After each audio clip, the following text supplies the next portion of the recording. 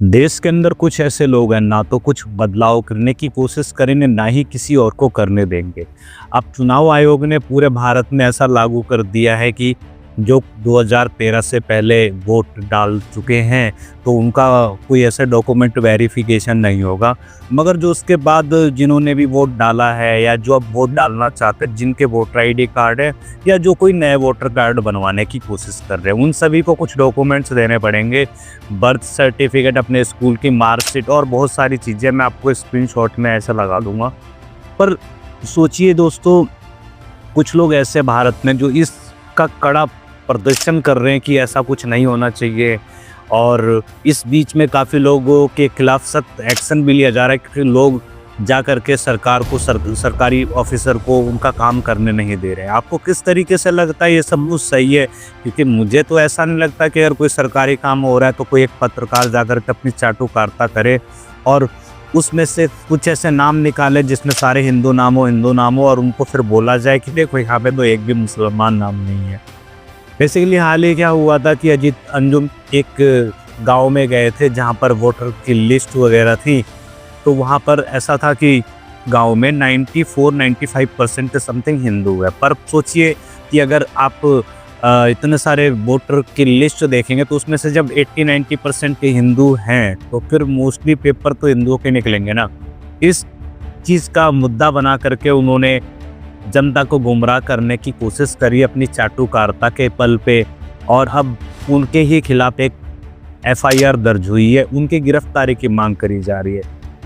अब सोचिए, अभी कुछ ही टाइम ऐसा होगा कि ये लोग ये सोचेंगे कि भाई ऐसा नहीं, ऐसा पहले तो सरकार को उसका काम ना करने दो, उनके हर काम में अड़ंगे लगाओ। और साथ ही कुछ ऐसी चीज़ें होती हैं जिनका आप झूठा हवाला दे करके जनता को गुमराह करने की कोशिश करोगे तो जाहिर सी बात है आपके खिलाफ एफआईआर होगी। मगर ये कुछ ऐसे चाटुकार लोग हैं जो इस एफआईआर में भी अपना अवसर देख लेते हैं। ये फिर एफआईआर होने के बाद इनकी गिरफ्तारी में लोग एक ही चीज़ कहेंगे कि देखो, इंडिया के अंदर डिक्टेटरशिप, बीजेपी में डिक्टेटरशिप है। क्योंकि उसने फ्रीडम ऑफ एक्सप्रेशन छीन लिया। अब ये किस चीज़ का और कहाँ से किस हद तक ये फ्रीडम ऑफ एक्सप्रेशन है कि एक सरकारी कर्मचारी अपना काम कर रहा है, उससे उसका डेटा ले रहे हो, ज़बरदस्ती झूठी अफवाह फैला रहे हो जनता में। ये तो सीधा सीधा एक क्राइम तरीके से होता है, तो इसमें एफआईआर तो बनती है ना भाई। तो ये इस चीज़ का भी फ़ायदा उठाते हैं। बाहर से फंड आता है, उसके भी आप पे लोग जिंदा रहते हैं। सभी को जागरूक होने की ज़रूरत है, एक जागरूकता के तरीके से चले, अपने वोटर का एक अच्छे तरीके से ध्यान रखें। बिहार में बढ़ रहे हैं फर्जी वोटर, बंगाल में बढ़ रहे हैं फर्जी वोटर, जहाँ पर भी ये बीजेपी की सरकार ने मोस्टली वहाँ पे फर्जी वोटर बढ़ रहे हैं।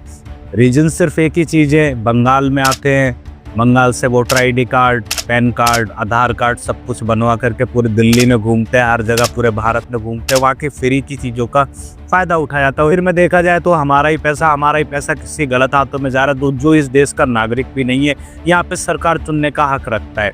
ये डेमोक्रेसी है, मगर हमने डेमोक्रेसी सिर्फ यहाँ के लोगों के लिए बना रखा है। ये नहीं पूरी दुनिया में कहीं पर दंगे हो रहे तुम यहाँ पे आकर के रहो। भारत दिल का साफ है, बेवकूफ़ नहीं है। भारत इस पे एक सख्त कानून बनाएगा, सख्त एक्शन लेगा। अमित शाह तो क्लियर बोल रहे हैं इस चीज़ को, बाकी हर किसी को ये चीज़ समझने की ज़रूरत है।